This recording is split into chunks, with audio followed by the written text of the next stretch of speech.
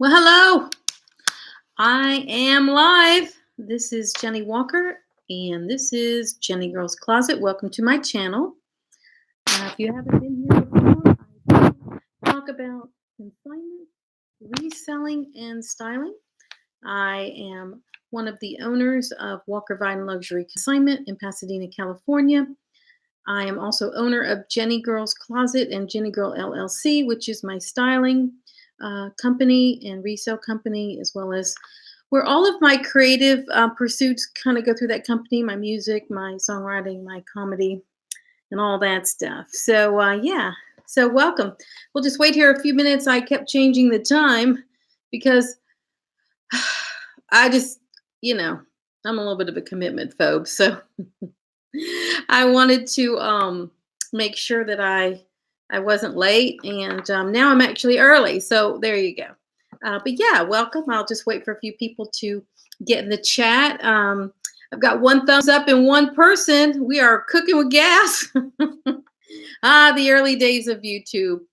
I can't wait till I look back at this after I have millions of subscribers and I go, remember those early days when there was like one person in the chat or one person waiting for me to go live, and now there's hundreds of thousands. That'll be great. So yeah, just gonna sit here and ramble on while people join in and join into the live feed. Yeah, behind me is the big smiley picture, and somebody asked me about that. That is from a studio lot sale. I think Warner Brothers lot when I was an extra in a movie that had I think Jennifer Lopez in it. It was so long ago. Her kids were little babies, and her mother was with her kids, kind of watching them while she was on the set. And like she was in one of those giant silver Aerostar, like gazillion-dollar trailers. Good for her. Go J-Lo, man. You know how to do it right. So yeah, so here today I'm going to talk about. I have a haul from a sale I went to twice. It is a charity sale for the Pasadena Arts Alliance, and every 4 years they do a special.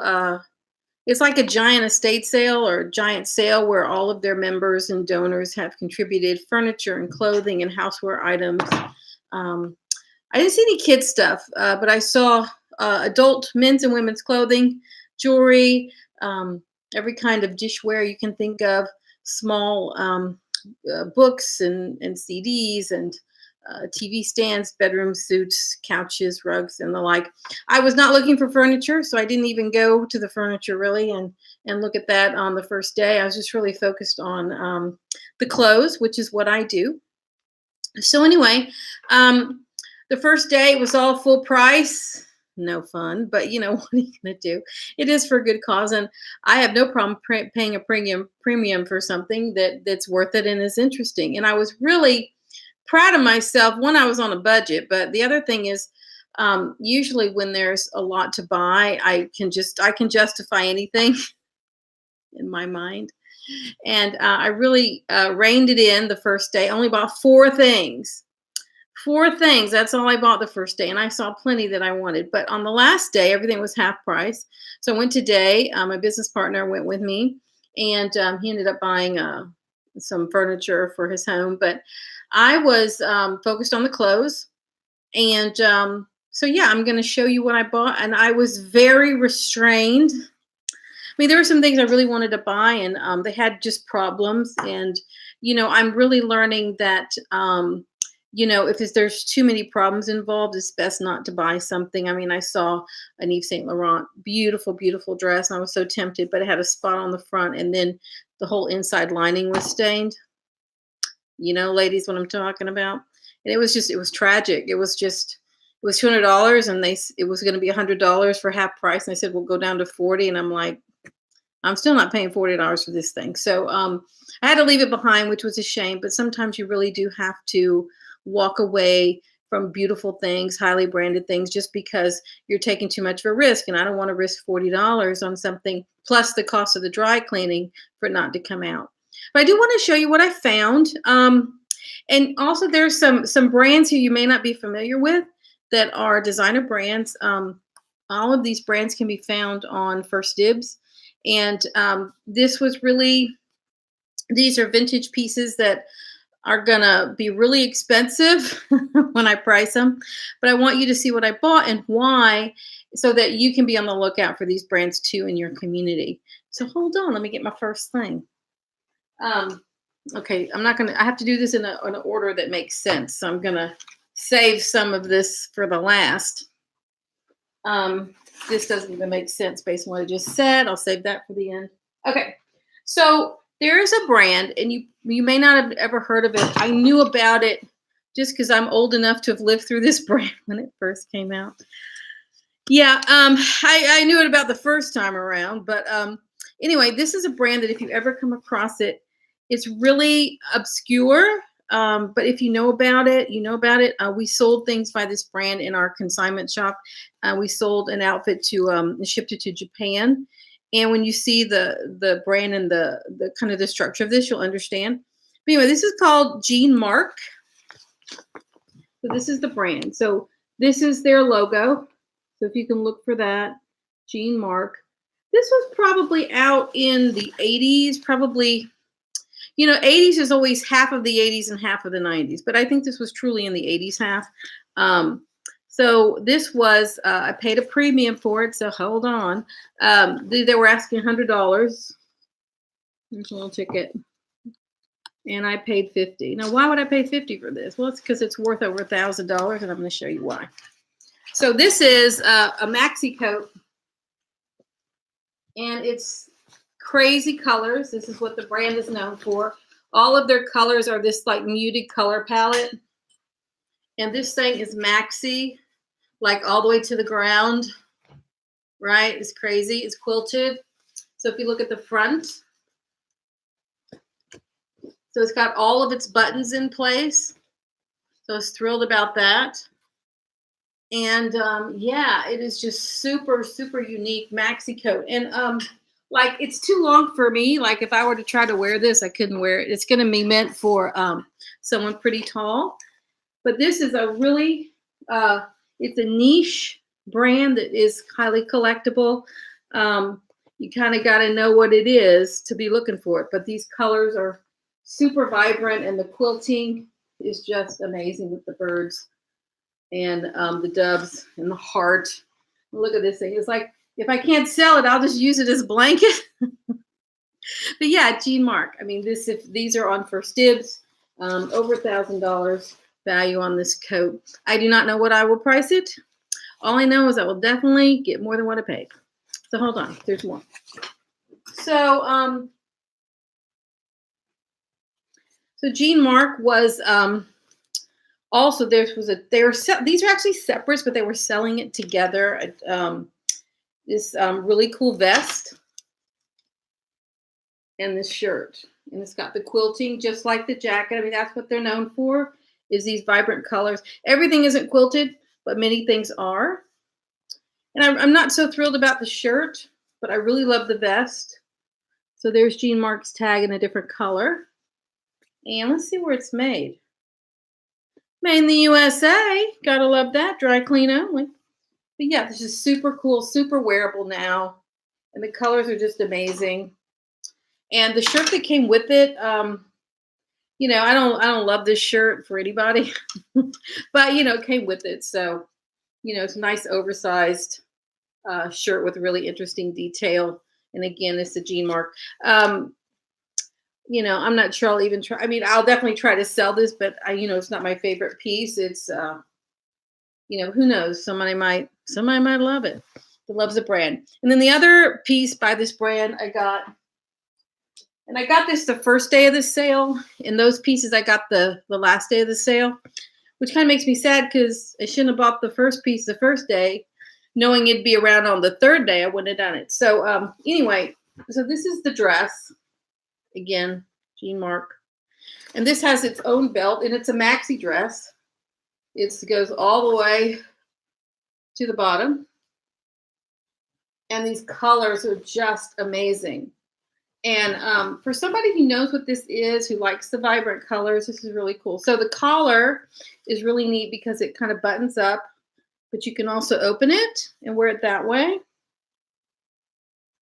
Let me show you. Wear it open. You could also wear this like a coat if you wanted. And it's got a belt, a self belt that matches. So yeah, it had its coordinating belt, which is fantastic. Chances are these are all from the same woman. Probably donated all this. There was one other piece was really faded, like it was in really bad shape. And it's all about the condition. And so I know better than to buy a piece that's in really bad condition. I couldn't even buy it for parts. Like there just wasn't anything to it. But so that's Jean Mark. And so if you ever see that, be on the lookout for it, and definitely do a Google and do first dibs, and kind of see where, these pieces average $500, depending on how fantastic they are. And I got really lucky because that coat is the showstopper. And this dress being so long and this maxi, I mean, I'm not gonna have any problem selling that, let me tell you. And the vest is just super cute. Blouse, we already went over that. But it's hard to leave something like that behind when you're kind of buying a whole bunch by the brand. So I didn't leave them behind. What are you gonna do? All right, so two of my most favorite pieces that I got, and I got one the first day and one the second day, simply because I didn't see the one the first day. But Anne Klein, the original Anne Klein, not the one you see today, and not the one, even the original Anne Klein from the 70s. That's what I'm talking about.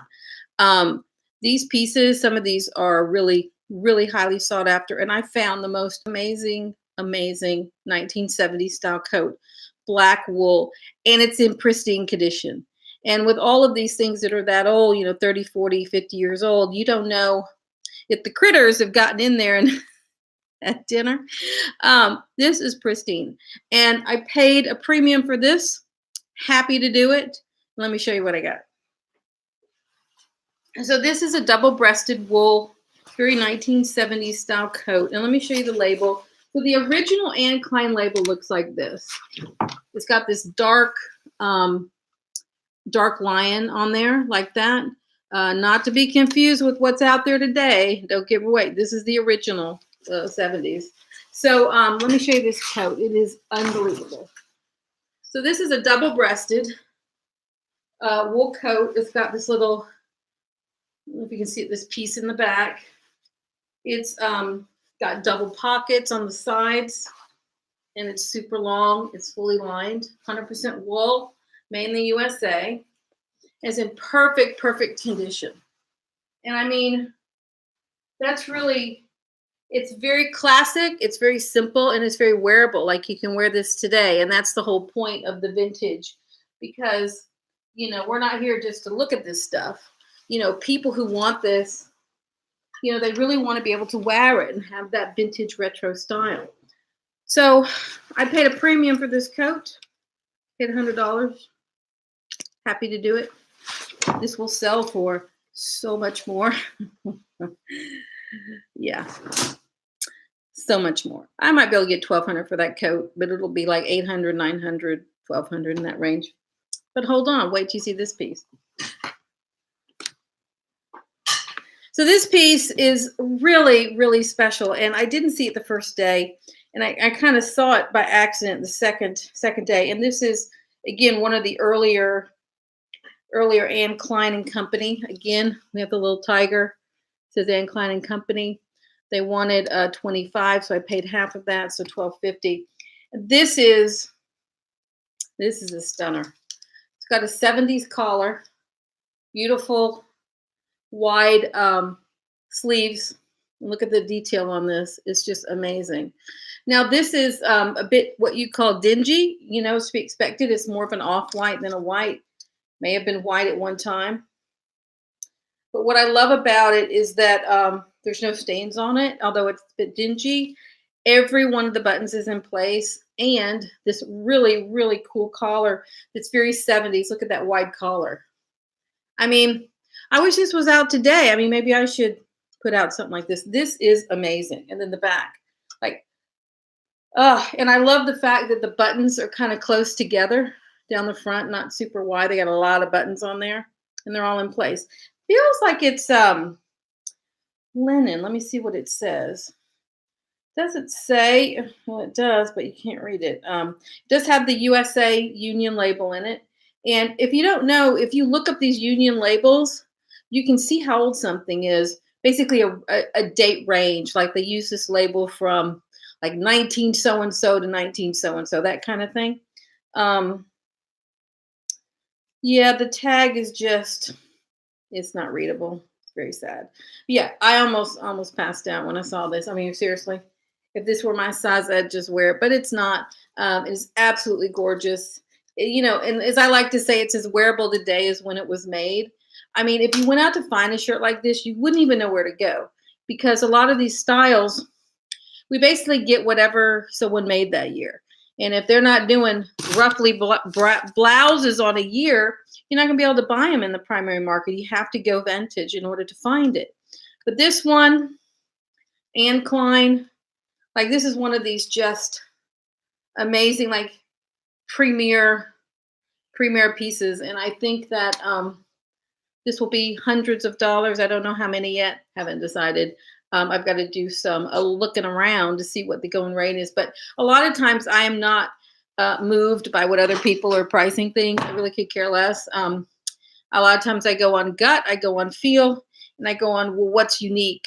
And I know that, there's no way that I would price this under $200. Like, I mean, this is like super special. And, and the uniqueness really factors into what I price things. And so that is just super sweet. I bought this Gautier piece the first day. And I do want to tell you about this sale, what I learned. And I thought it might be the case, but this is super, super duper. Paid $30 for this the first day. This is Jean Paul Gaultier, and if you'll see the kind of the film strip, I mean, these pieces, people just love this brand. And if you don't know, he has a couple of labels. This is one of them. One of his labels. You can look on the lookout for that. There's also one called Fuzi, which is like a subset. And you'll know with Gaultier, you know his pieces because he always has the little tab in the back. Like this is the signature Gaultier look. That tab is on everything, every shirt, every blouse, every tank top, every dress, you name it. That little thing is there. So always be on the lookout for that. And if it's not there, I don't know if I'd buy it because that's what people are looking for. So yeah, super, super cool piece. I paid 30, paid full price. Happy to do it. It's super rare. That'll sell for over $200. We'll just have to see who decides it's worthy of buying at a premium. But yeah, the Jean-Paul Gaultier no longer does ready to wear, and he's only couture now. And so to get his line, unless you're one of the half of the 1%, probably aren't going to have something made to you by Gaultier, but you can enjoy his aesthetic and his design by getting pieces in the secondary market. And because he's still alive and well, people are starting to collect his pieces now. And a lot of times, they're what I call early collectors of a brand because he's one of these designers who's won so many awards. He's revered around the world. He's famous for dressing Madonna and doing the bustier bullet bra shape and all of that. And now is a good time to look out for his pieces and to start really focusing on it and perhaps kind of waiting to sell it, if that makes sense. I mean, the thing about reselling is that everybody's interested in flipping everything immediately. But when you're dealing with vintage that is the kind of vintage that is collectible, that's the kind of vintage that goes to museums, it's the kind of vintage that is paid a premium for, which is the kind of vintage that stylists love, which is the kind of vintage that, just people who want to dress really well and look really cool are willing to pay a premium for. You got to ask yourself, do I know enough about my garment to even price it and sell it right now? And the biggest mistake I see for resellers is because they don't know the value of the brands that are heading into the iconic phase of their existence. What I mean by that is if you've got a designer and they've done a museum exhibit for the brand, that's your clue. Okay. Alexander McQueen. Alexander McQueen. I stood in line on the last day. Was living in New York at the time, and I kept going, I'm going to go to the Alexander McQueen exhibit at the museum. And I waited and I waited and I waited till the last day. I stood in line 4 hours. I kid you not. It was grueling. I kept almost giving up and I didn't. But I went through, and it was just stunning. They had the best pieces you could even think of this brand. And one of the pieces I think I had in my store of one of the, not the exact piece, but like of one of the collections that was in there. And I didn't remember, and I didn't look it up in the book. And I got $800 or $900 for something I probably should have gotten $2,000 for. And that's leaving money on the table. But if you don't know what designers are having exhibits, you don't know about their value. And when I see resellers that are going on and they're going, I'm going to look up my comps. You know how many times I have seen resellers have a piece that I know I could sell for hundreds, if not thousands of dollars. And they're like, yeah, I think I'm going to price this $49.95. And I'm like, yeah, you're the exact person I'm going to buy from and then go sell it for $1,000. So why isn't that not you?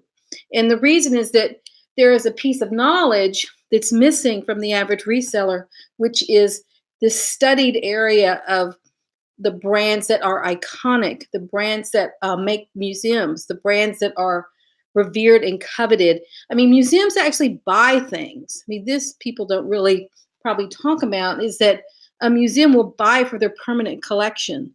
If something is super rare, you can sell it to a museum, but you don't know what they're looking for unless you're studying what brands are being represented at the museum. I saw something on eBay, and I'm kicking myself. I saw something by Moschino. Now, y'all know I'm Moschino expert. Here it is back there. And I do a lot of acquiring, but I don't always have the money to acquire in the moment something is available, right? And so there are plenty of things that I don't get that just, they're heart-wrenching. And I found this one item, it's a faux fur jacket with a question mark on it. And somebody had it on eBay. It was on auction. And I hate when it's on auction because I forget to bid at the last minute. And so it was one of these days when I was running around. I was crazy, crazy, crazy. I always do an initial bid, so I will make sure I get the reminders of the last 5 minutes and the reminders in the email. I was like, I got to have this jacket. I don't care what it costs. And even though I really don't have the money right now, I've got to have this thing. So what happened? When the text came through, I was doing something completely different. I wasn't looking at my phone. I had no idea. Somebody bought this thing for a couple $100. It was like $275, and I was just crying. I'm like, really? I missed out on this thing.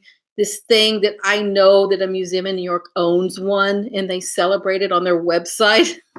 I was crying. But there's always more out there. This is what I've learned. No matter how hard it is to find something, there's always something else, and it always will appear at a later date. And so, yeah, I mean, I really don't know how to drive home the point that there's a whole set of research not being done by resellers into what I call the premium market. Who are these people that are willing to pay a premium? Why would they do that? Why would you pay me $1,000 for something? Like, why? And the answer is because it's rare, because it's becoming iconic. Perhaps the what I call the designer has recently passed. People are suddenly trying to collect this stuff. There's so many reasons why. And when Karl Lagerfeld died, and I am just, don't ask. As much as I know this stuff, even I make mistakes. So we had this suit by Chanel, and the day Karl Lagerfeld died, and it was announced, like a few hours later, that suit sold full price, no questions asked, on our website.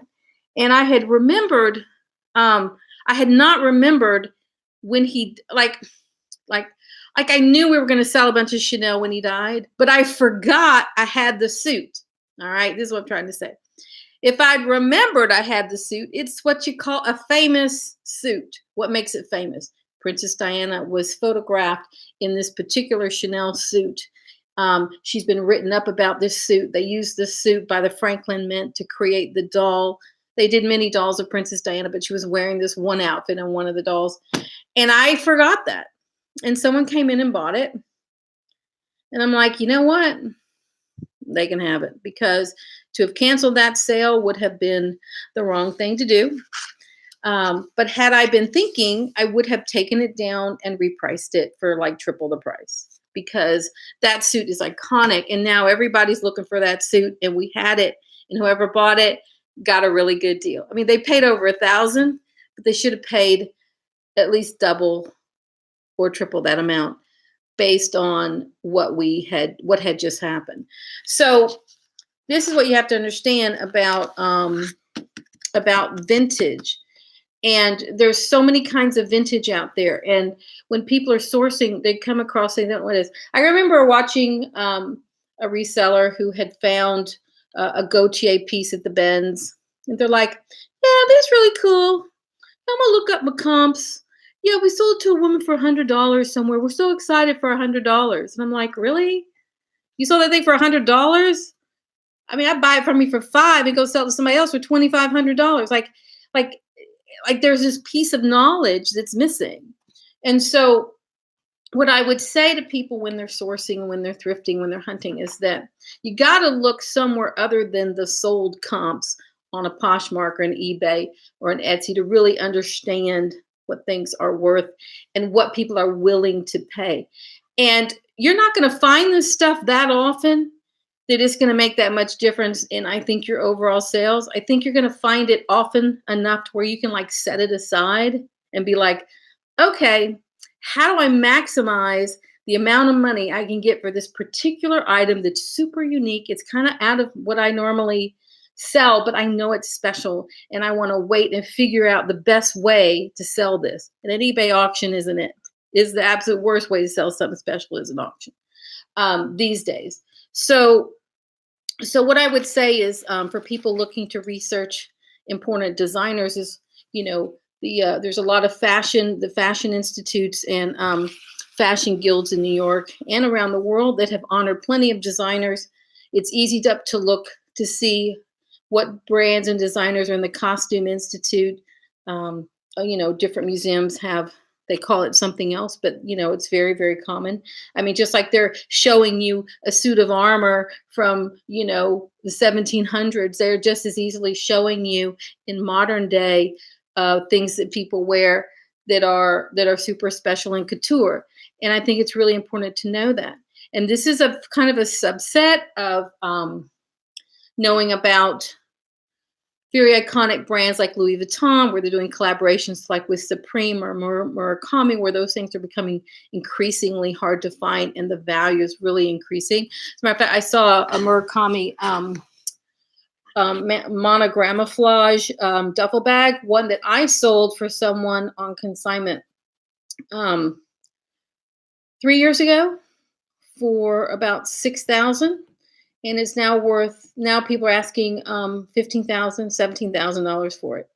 And for something to double in value like that is extraordinary. And you have to be watching and understanding, what this is, so that if you ever come across one, you might see somewhere somebody wants $1,000. Well, heck, you need to give it to them because you go get 15 over here, right? So you can't be afraid to spend a lot of money. This really is like real estate. Look, Nike Boxes is here. Hello, Nike Boxes. How awesome. Thank you for coming in the chat and let me know that you're here. I really appreciate it. I'm on my high horse talking about resellers who haven't done a piece of research. Look at this. My hair is like grabbing in the glasses. It's not good. Who haven't done the piece of research about brands that are super, super special. And I want people to know more about that so that when they do come across these things, they can, have fun with it, have a good time.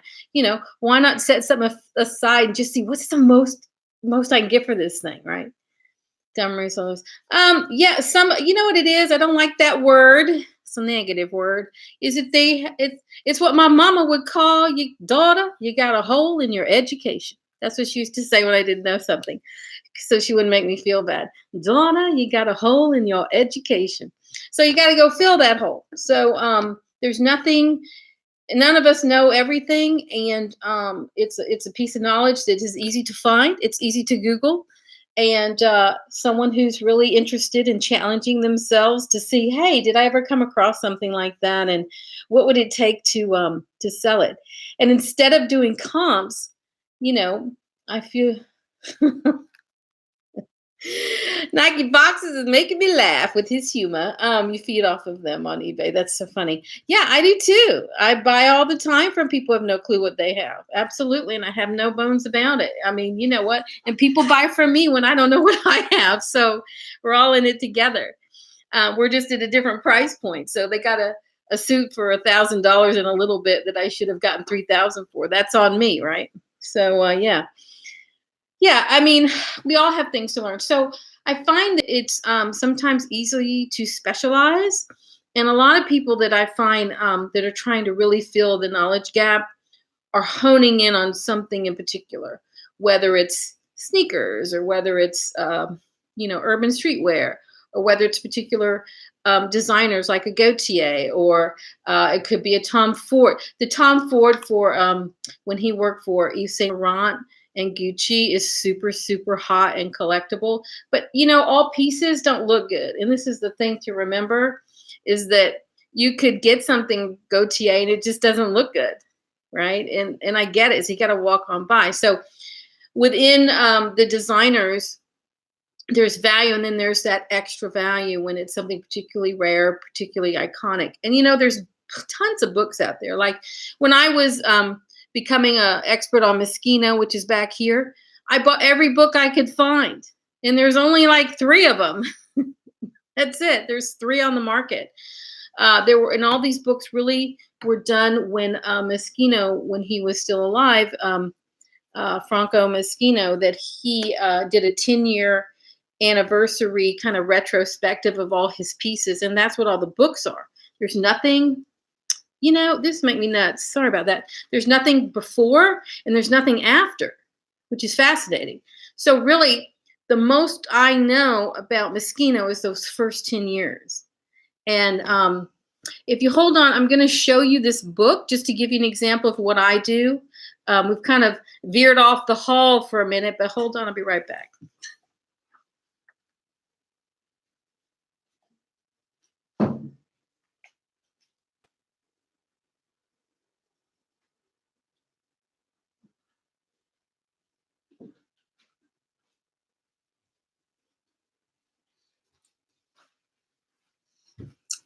All right, I got my books in hand. There's exactly 3 books, and I have all of them. So hold on, and I'll give you a shout. Hold on. So this one is one of the rarer ones, Moschino X. And if you ever see Moschino with the clouds on it, you need to buy it. But this was, again, we're talking about this whole 10-year anniversary, 1983 to 1993. So it's the first 10 years of the brand. And it's all of the iconic looks.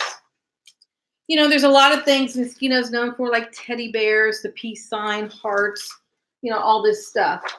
And, as you go through, you get to see what he looks like. If you don't know, this is Franco Moschino. But I want to get to the clothes, because this is when, these are the kind of books that tell you within the things that are Moschino, what do you need to be looking for. So I'm going to skip all of this fluff, I call it, to get to the actual pieces. They have a lot of sketches in here, but I want to spare you with that. If I can get to the non-sketch areas. Yeah, the cloud. Hold on. Lots of clouds in here. Where is the, here we go. Okay. So this is really cool. So this is the beginning. Fashion is full of chic. And, this is like one of the the ads that they did that like went in Vogue magazine or something like that. But like this piece, like this is super rare, the one with the eyes on it. So like he did this whole collection where there was eyes on the back of the jackets that are super rare.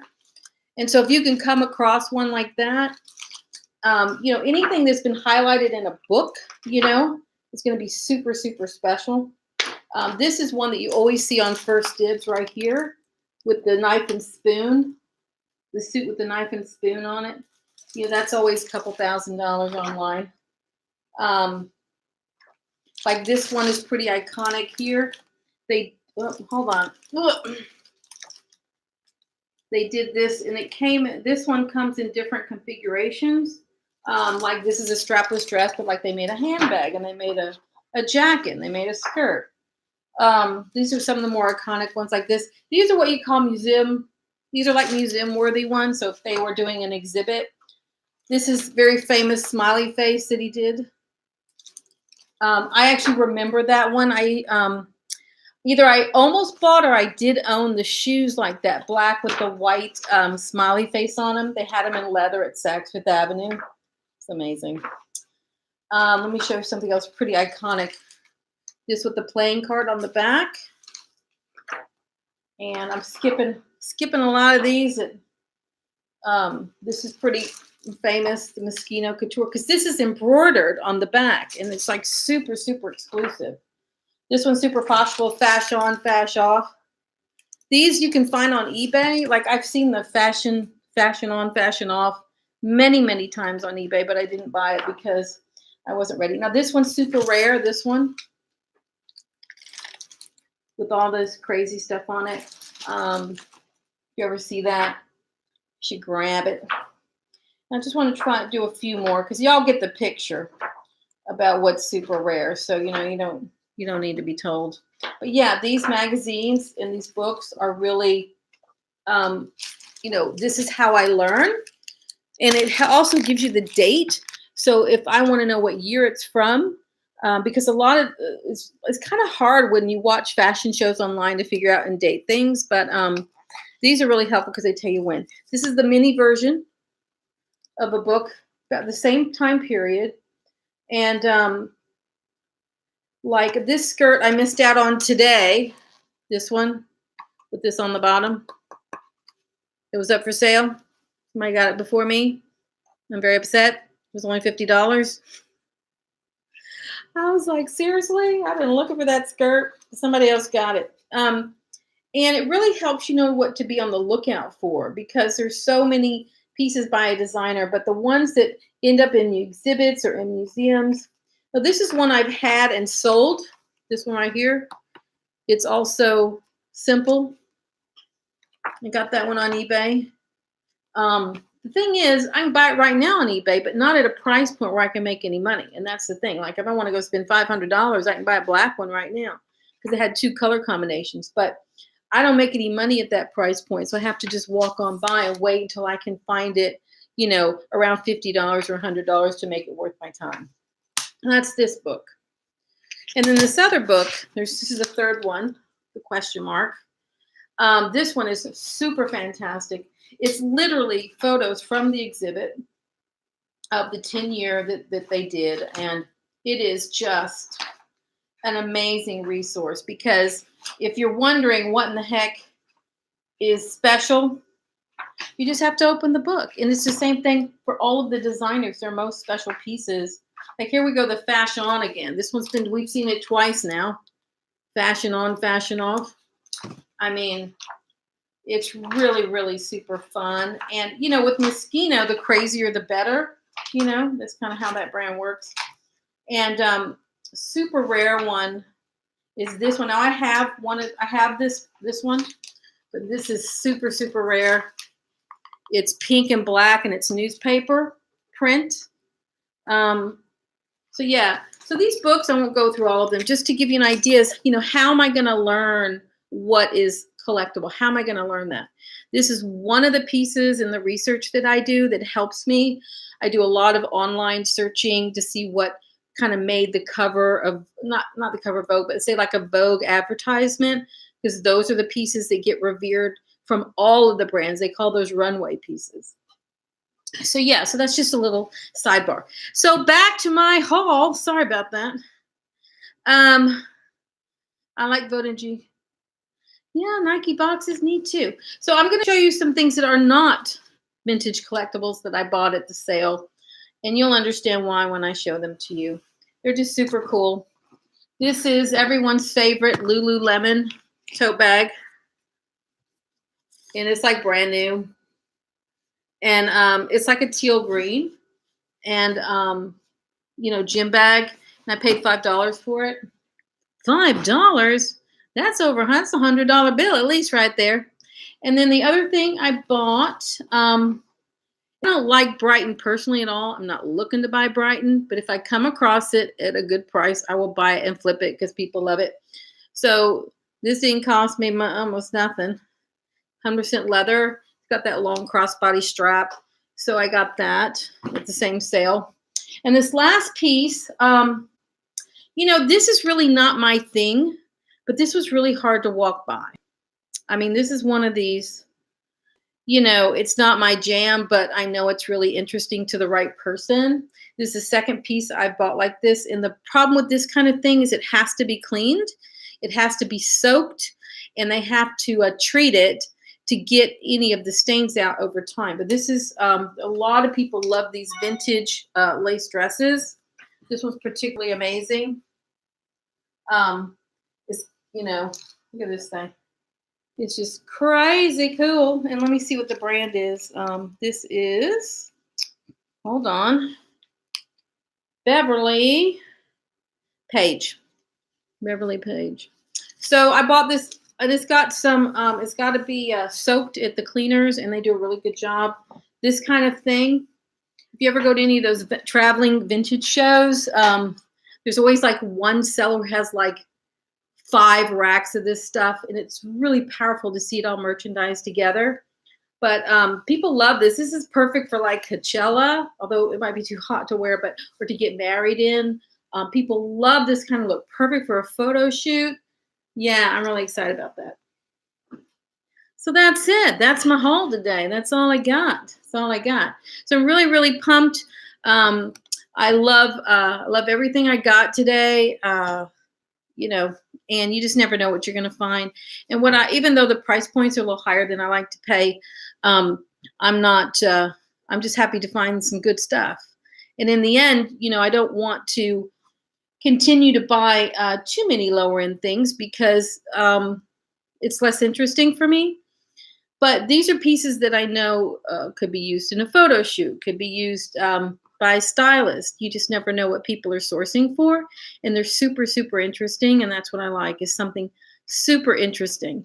And the things that turn what I call the everyday wheel, the H&Ms of the world, the Forever 21s of the world, the Zaras, the Alice and Olivia, all of that. I love it as well. And as I told people earlier in other videos, is I tend to buy the same look for the same girl. And so these things today are kind of an exception.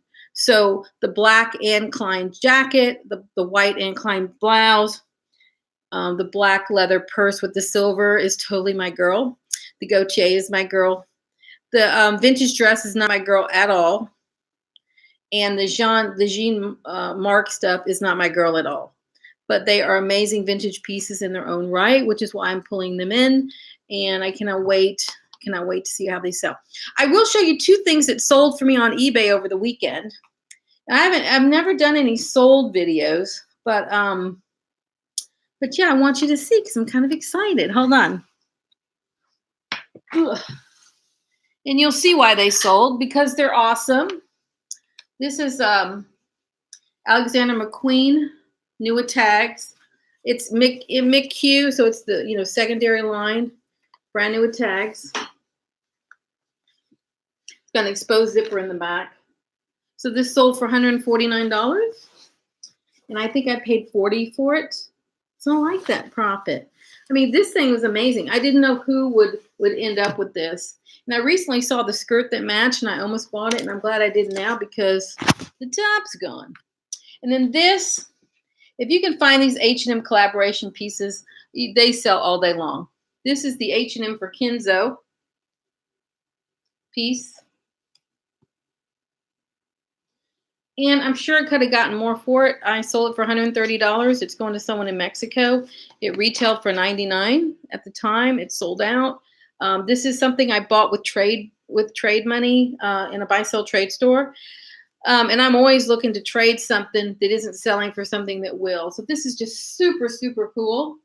And yeah, I could have held out for more, but well, let that go. That's $130. So that's $270 worth that I sold before any fees or anything on eBay. And so those are bold pieces. Those are crazy pieces. Those are the things that I love to source and offer for people.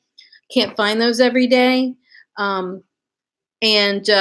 But I like having them. I like having those available, and that people know that when they're looking for something different, that they'll come see me in my Poshmark store in Jennie Girl's Closet or on eBay.